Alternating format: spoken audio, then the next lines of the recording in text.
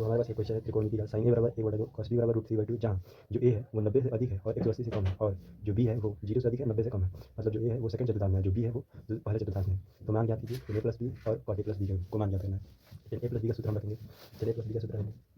tan a plus B का सूत्र होता है tan a plus tan b बटा में 1 minus tan a tan b। हमको tan का वैल्यू तो मालूम है, साइन का वैल्यू है, तो tan को हम साइन और cos से चेंज कर लेंगे क्योंकि tan थीटा बराबर होता है साइन थीटा बराबर cos थीटा। तो tan a बराबर साइन ए अपॉन में cos ए प्लस साइन बी अपॉन में cos बी अपॉन में 1 माइनस साइन ए अपॉन में cos ए इंटू साइन बी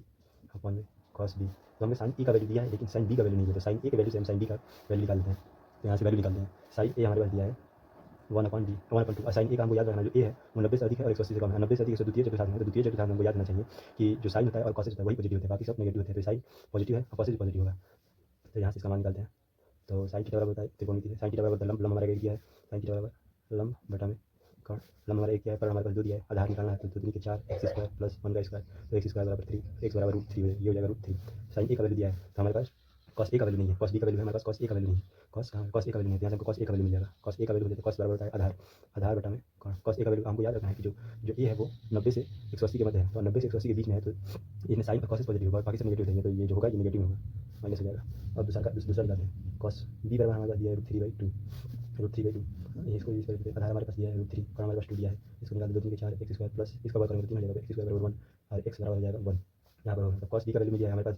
तो यहाँ से साइन बी का वैल्यू निकालना है, तो साइन बी बराबर हमारे पास होता है साइन बी बराबर लंब बटा में कर्ण 2 हो जाएगा। साइन बी बराबर हमारे पास निकल गया ये, और साइन ए बराबर हमारे पास निकल गया 1/2, cos ए बराबर हमारे पास निकल गया माइनस √3/2 और cos बी बराबर हमारे पास निकल गया है √3/2। सब मान को tan a प्लस बी पहला निकालना था, tan a प्लस बी का मान निकालना, तो इस तरह देंगे tan a plus tan b बटा में 1 minus tan a tan b। अब इसको साइन थीटा बराबर tan थीटा बराबर साइन थीटा बराबर cos थीटा प्राप्त हैं, तो साइन ए अपॉन में cos ए प्लस साइन बी अपॉन में cos बी अपॉन में 1 माइनस साइन ए अपॉन में cos ए इंटू साइन बी अपॉन में cos बी। साइन ए का वैल्यू हमारे पास कितना दिया है 1/2, cos ए का वैल्यू कितना दिया है माइनस √3/2 प्लस साइन बी का वैल्यू हमारे पास कितना दिया है 1/2, cos बी का वैल्यू कितना दिया है √3/2 अपॉन में 1 माइनस साइन ए का वैल्यू 1/2 साइन cos ए का value minus √3/2 into sine B का वैल्यू 1/2 अपॉन में cos बी का वैल्यू √3/2। तो